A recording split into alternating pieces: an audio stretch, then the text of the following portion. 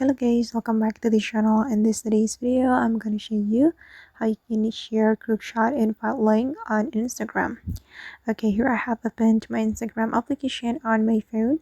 And first of all, we can open our group chat. So we can go to the Instagram direct message by tapping on this icon. Then we're going to open our group chat.